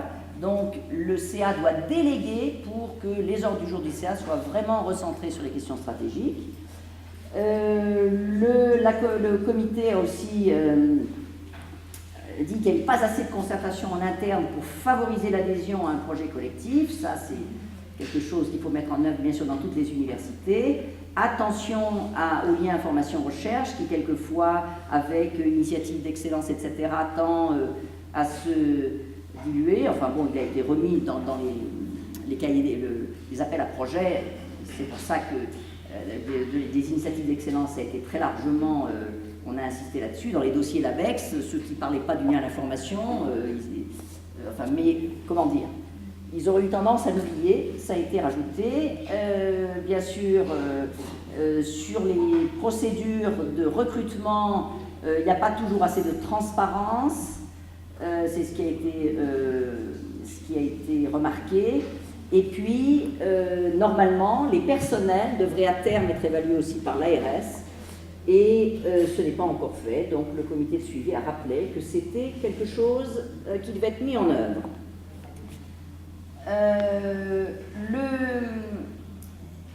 Le BAIP a bien été mis en œuvre dans les établissements, mais il y avait déjà dans les composantes, surtout celles qui avaient beaucoup de formation en finalité professionnelle, avaient déjà des dispositifs existants. Et quelquefois, le lien s'est mal fait entre ce BAIP central et ce qui se faisait déjà dans les composantes, chacun avec des méthodes, chacun voulant garder ses méthodes propres. Enfin bon, c'est des choses qui dans d'autres domaines aussi existent souvent. Donc il fallait mieux articuler le BAIP avec des dispositifs déjà implantés, que le doctorat, la reconnaissance professionnelle du doctorat, ça c'est depuis longtemps on en parle, qu'en France, il n'y a qu'en France où le diplôme de doctorat est si mal valorisé, que la mesure de l'insertion professionnelle, on en parlait, est un exercice extrêmement difficile et que pour avoir une mesure fiable, c'est pas évident, hein, le contexte socio-économique, etc. Il n'existe pas vraiment encore, ça c'est un reproche fait à l'État, de cartes de formation supérieure très claires. Enfin, il en existe, mais elles sont à améliorer. Autre chose, on n'a pas parlé du contrat, on va en dire un mot. Vous savez que la répartition, pour le moment, pratiquement tous les moyens viennent de la répartition des moyens dont j'ai parlé tout à l'heure. Et puis il y a ce qu'on appelle le bonus, entre guillemets, un petit supplément lié au contrat. Et tous les présidents ont demandé que cette part contractuelle, elle soit plus grande, de manière en particulier à faire rentrer dans le contrat les spécificités de l'établissement. Pour le moment, c'est une toute petite partie, donc ça c'est quelque chose qui a été demandé Voilà, et en particulier pour les sites qui ne seront pas concernés par les investissements d'avenir, donc qui n'auront pas d'autres sources de financement, le contrat prend toute son importance, encore plus son importance. Et puis, quelle est la stratégie de l'État sur l'organisation universitaire? Vaste question qui n'apparaît pas clairement. Le comité de suivi l'a posé à l'État. Et puis le comité de suivi avait fait des recommandations les années précédentes, a vu que les choses n'avaient pas été mises en œuvre, donc les a rappelées dans son rapport de cette année. Elle avait préconisé l'élection du président par tous les membres du CA, c'est-à-dire aussi par les personnalités extérieures, c'est quelque chose qui est en discussion. Elle avait demandé qu'il y ait une cohérence nationale des systèmes d'information, ce qui n'est pas le cas encore. Déjà à l'intérieur, je l'ai dit tout à l'heure, d'un même établissement, quelquefois la cohérence est dure à trouver, alors au niveau national, n'en parlons pas. Que les outils nécessaires au suivi mensuel de la masse salariale sont quelquefois encore fragiles, dans certains établissements. Ils ont demandé un bilan sur le fonctionnement des CTP, que la Commission n'a pas encore. Valorisation de l'engagement étudiant qui leur semble insuffisant, et une harmonisation des travaux des comités de sélection. Là aussi, le comité de suivi a demandé, donc un état des lieux. Alors, d'autres, bien sûr, les commentaires sur le passage à l'autonomie des universités a fait fleurir beaucoup de commentaires. J'en ai trouvé un très récent, qui est sorti, je crois, en février. C'est un rapport qui vient de l'UPPA, donc l'Université de Pau et des Pays de l'Adour, qui s'appelle, parce que je trouve, c'est le titre qui m'a plu, « On ne gère que ce que l'on mesure ». Donc c'est pour revenir sur l'importance d'un système d'information fiable. On est capable de prendre les bonnes décisions de gestion que si on est sûr des chiffres sur lesquels s'appuie la décision. Donc, je ne reviens pas sur tout ce que... Voilà, donc tout ce travail, c'est un rapport du CREC, donc d'un laboratoire de cette université. Et j'ai dû reprendre une phrase que j'ai trouvée dans le texte, qui dit les universités sont encore pour la plupart dotées d'outils élémentaires de pilotage qui privilégient une logique de surveillance et de vérification, mais ne sont pas des vrais outils de maîtrise. Donc là aussi, mais enfin bon, les choses ne se changent pas instantanément. Et tout de même, les universités ont fait beaucoup de progrès. Deuxième, donc ça c'était le comité de suivi et autres rapports. Deuxièmement, une diapo sur LRU et contrat. Donc qu'est-ce qui a changé? Le contrat était facultatif. Alors je vous ai mis ici bien sûr l'image de votre contrat, celui qui est le contrat 2010-2013 qui a été signé, si je ne me trompe, au milieu de l'année 2011. Ce contrat était... Oui, 10, merci, on n'y est pas encore, 2011. Le contrat, il était facultatif, et bien la loi l'a rendu obligatoire et inscrit dans la loi. Il était partiel, c'est-à-dire il y avait une répartition qui n'était pas très claire entre ce qu'on appelait la DGF et puis le contrat. Par exemple, les dotations des labos étaient dans le contrat et pas dans la DGF, etc. Maintenant, il y a une dotation globale donnée par l'allocation des moyens, puis il y a un supplément lié à vos spécificités pour le contrat. Eh bien, ce contrat, donc, il était partiel, il devient global concernant toutes les facettes. D'ailleurs, dans le contrat, il y a aussi écrit votre dotation globale de l'année, parce que comme elle change chaque année.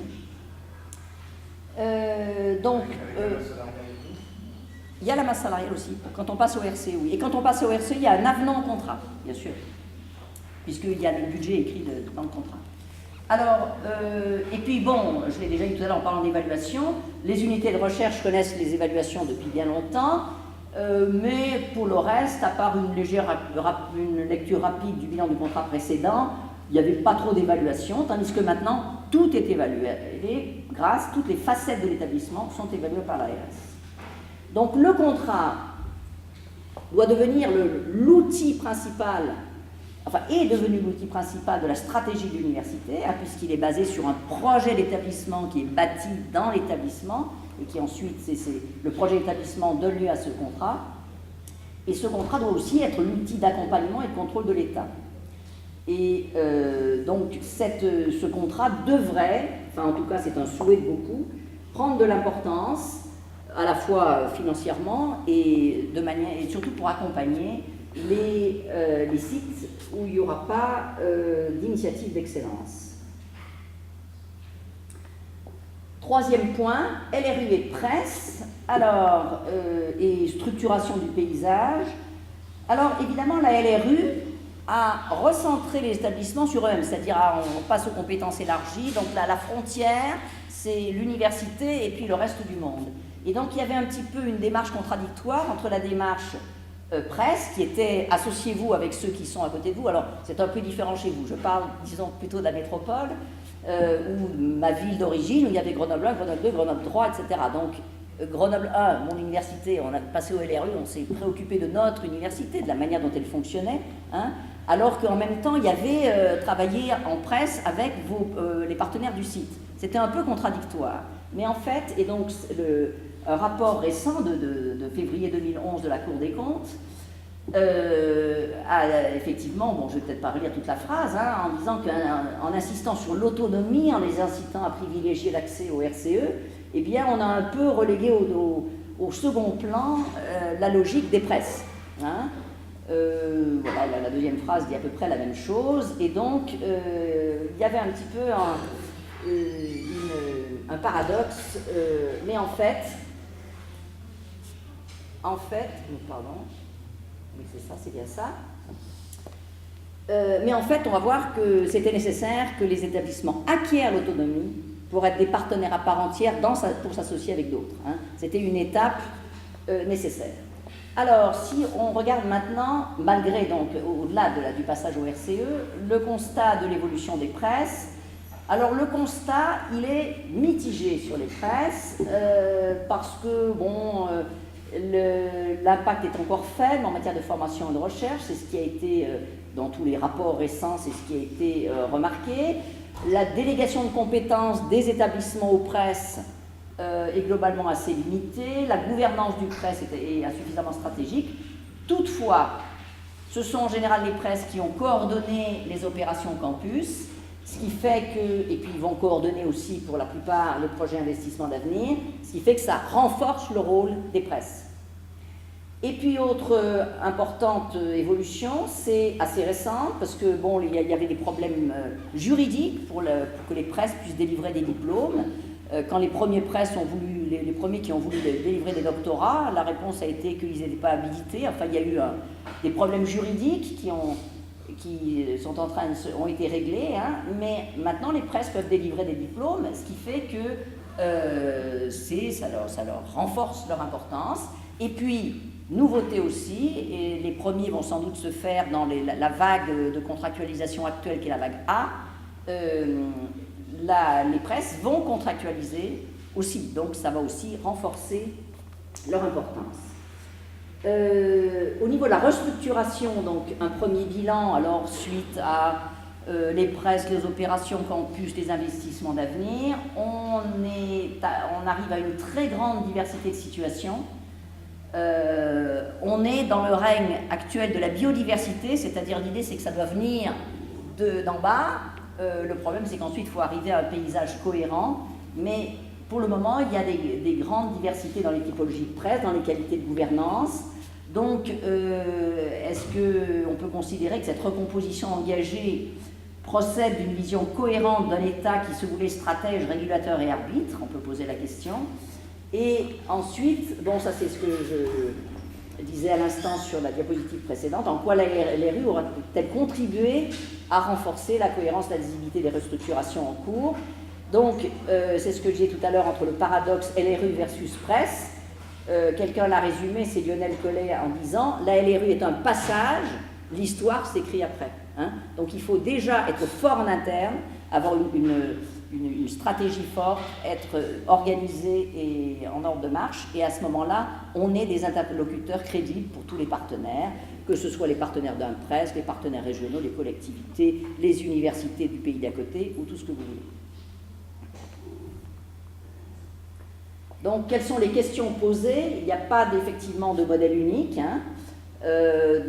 Si on regarde les dossiers IDEX, je dis qu'il y en a eu 17 proposés, il y en a qui vont fusionner, il y en a qui proposent des universités fédérales, il y a tous les modèles que vous voulez. Donc c'est vrai qu'il faut peut-être clarifier un peu le paysage, mais ça va se faire, ça va se décanter, je pense. Les problèmes posés, c'est quel est le maillage du territoire, quelle place pour les sites périphériques, quid des universités qu'on appelle orphelines, c'est ceux qui ne sont pas dans un presse, hein, je ne sais pas, c'est l'université de Pau, l'université d'Avignon, l'université de Nice, qui sont, encore que Nice est dans ce groupement avec des partenaires à l'étranger, mais qui doivent trouver leur place, donc toutes les... Et puis, quelle structuration globale sur comment accompagner donc les établissements et comment objectiver l'effet d'entraînement sur l'ensemble du dispositif. En résumé, et après il me restera quelques minutes sur l'UAG, en résumé donc, j'espère vous avoir montré qu'on allait vers un mode de travail rénové, avec de la démarche qualité, des indicateurs, des tableaux de bord, de l'évaluation, un pilotage par projet, j'aurais pu mettre des points de suspension, vers des nouvelles relations entre composantes et la présidence, ou le niveau central, avec les contrats d'objectifs et de moyens, etc., qu'on va vers de nouveaux partenariats entre le ministère et les universités autonomes.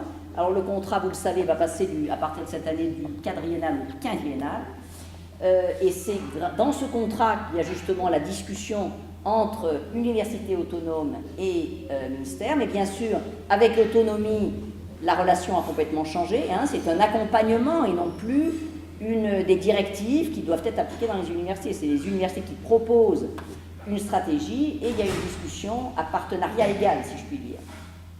Et puis aussi, on va vers un nouveau partenariat local par les presses, où les relations avec les collectivités pour lesquels donc l'autonomie des universités a amené bien sûr des changements.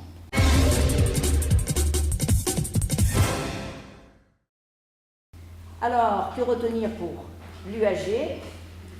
Alors, j'ai repris les résumés, les forces et faiblesses, je ne sais pas si vous serez d'accord et vous me le direz. La croissance démographique, ça c'est la jeunesse, c'est toujours une force.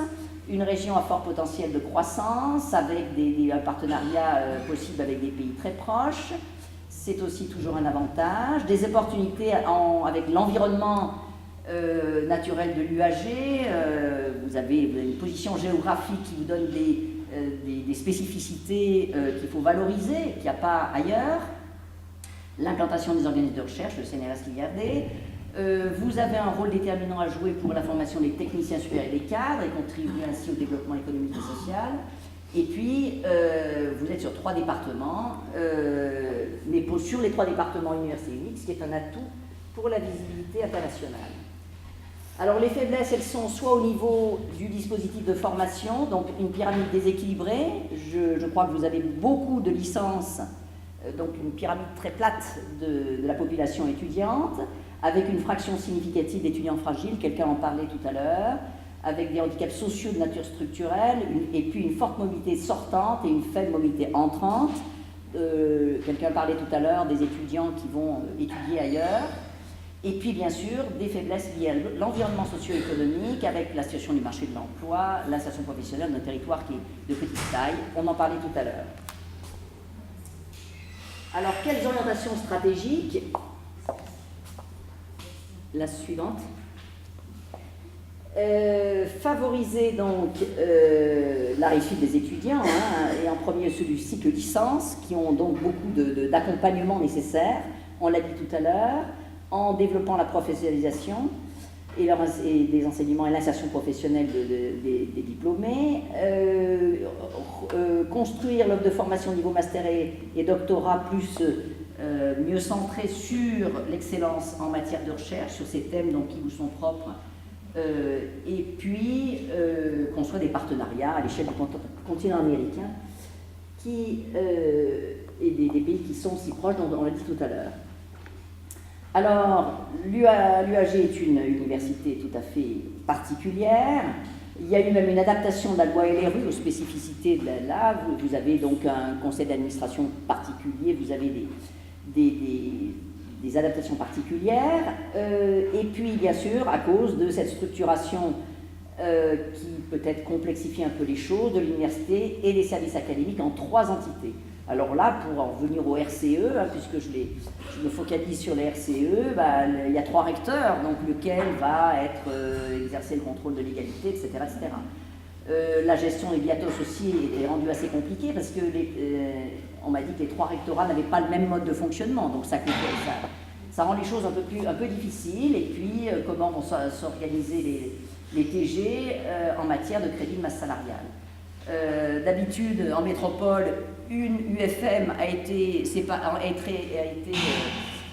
intégrée à l'université pour servir à 3 ou 4, et bien vous, c'est l'inverse, vous en intégrez 3, vous, c'est à l'envers. Donc, en intégrer une, c'est pas facile, en intégrer 3, ça doit être encore plus compliqué. Voilà, donc, vous, dans l'étape de la succession des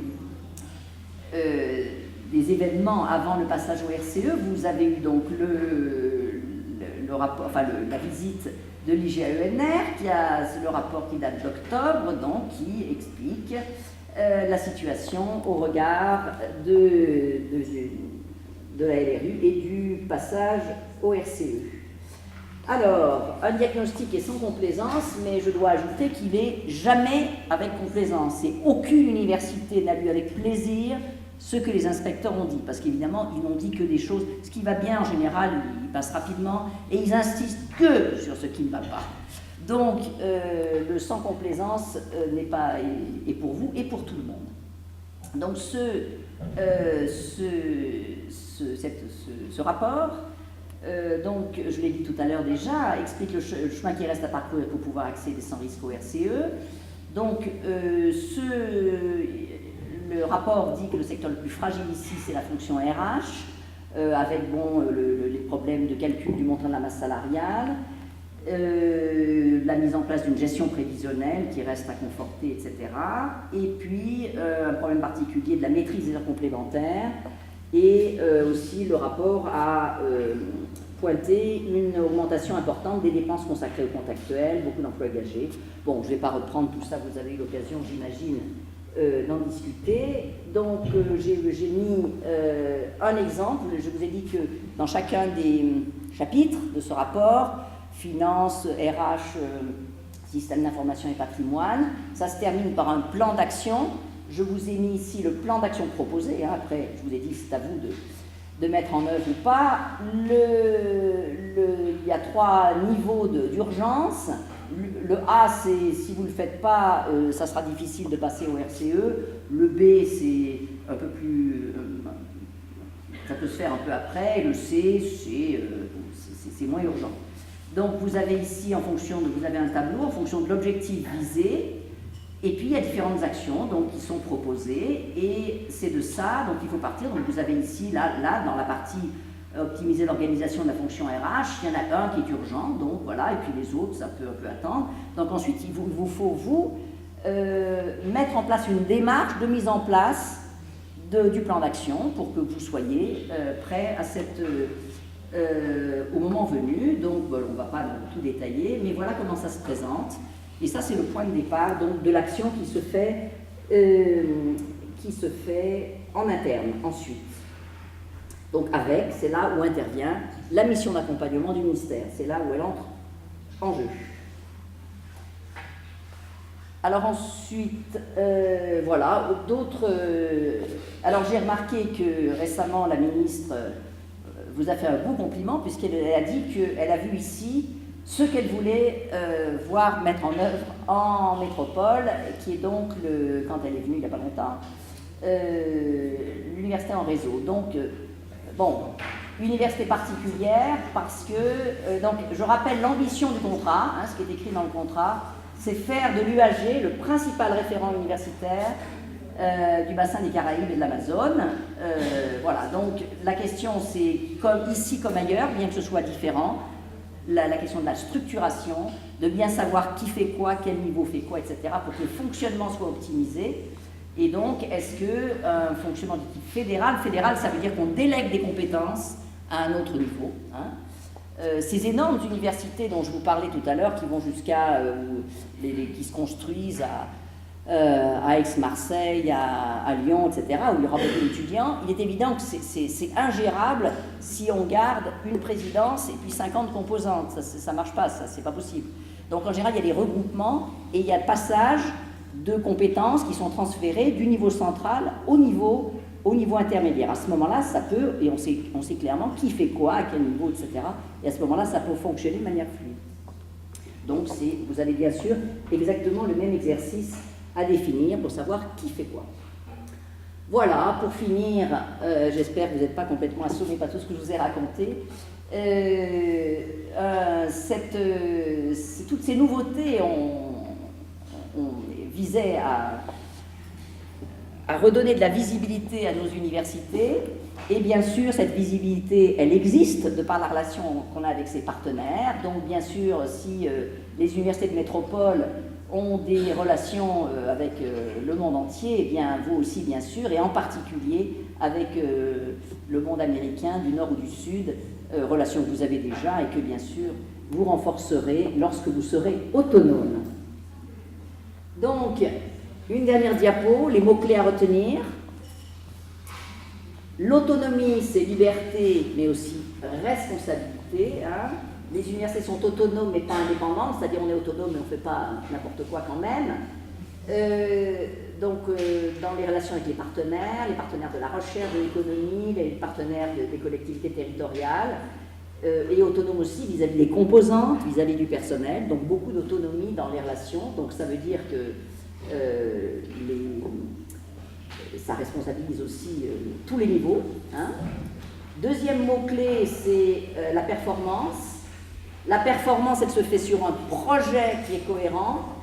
Ce projet, il est formalisé, on l'a dit, dans un contrat entre l'État et l'université, mais aussi entre présidence et composantes, les COM dont on a parlé tout à l'heure. Ce projet, il est chiffré par des indicateurs transparents. J'ai rappelé l'importance de se baser sur des chiffres fiables pour fiabiliser, enfin pour conforter les décisions prises et qui doit être donc anticipé pour la masse salariale, le patrimoine, etc. Autre mot-clé, l'auto-évaluation. Avant que d'autres vous évaluent, il est extrêmement sain de vous évaluer vous-même, bien sûr. Hein, donc l'auto-évaluation, et puis introduction de la démarche qualité, et puis bien sûr jouer collectif. Ça, c'est quelque chose d'important, c'est le sentiment d'appartenance à l'université. Jouer collectif pour tous les personnels de l'université, parce que l'avenir est désormais, et beaucoup plus qu'avant, entre vos mains. Je vous remercie.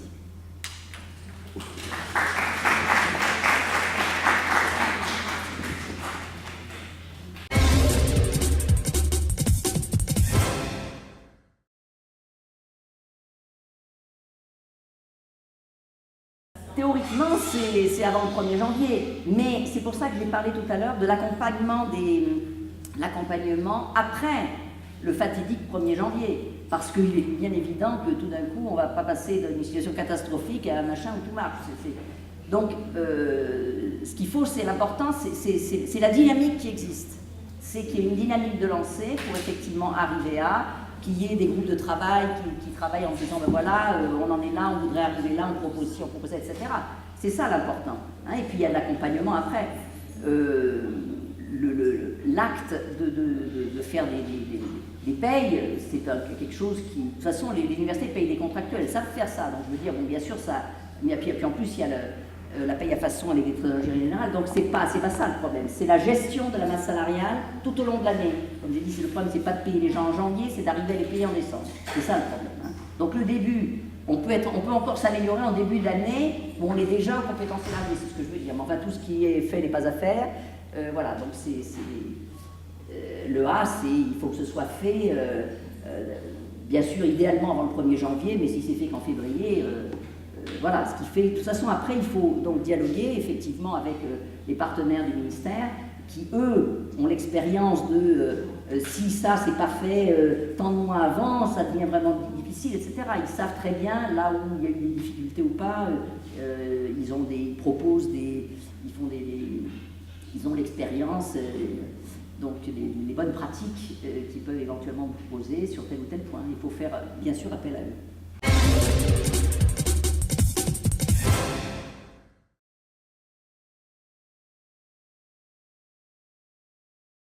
Parce qu'il y a un déficit, il y a eu, c'est clair, un déficit d'entretien des bâtiments universitaires depuis des décades, ce qui fait que, vu l'état du patrimoine et ce qu'il fallait pour le mettre aux normes, aucune université s'est dit qu'elle avait les moyens pour le faire. Donc voilà.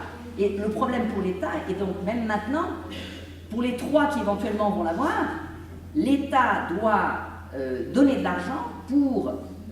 D'abord, l'État ne peut transférer que du matériel aux normes, que du matériel, pardon, que des bâtiments aux normes. Donc, il y a du travail derrière. Bon, voilà. Et puis ensuite, donner une dotation pour l'entretien, etc., l'amortissement, etc. Donc, tout ça, c'est autrement plus compliqué que le transfert des autres compétences. Hein. Mais c'est... Enfin, le rapport, effectivement... puis tout est lié dans un établissement, hein, donc ils ont fait un rapport sur tout, mais comme je le dis, la plupart des universités n'ont demandé de transfert que des compétences. Le reste, ça viendra, mais il y a beaucoup de travail de l'État à faire avant, c'est sûr.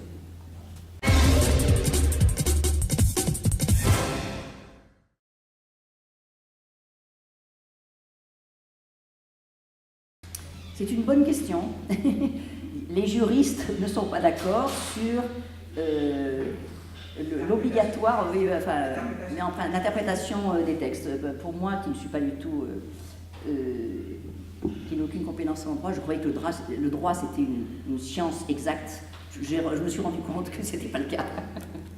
Donc il y a des interprétations.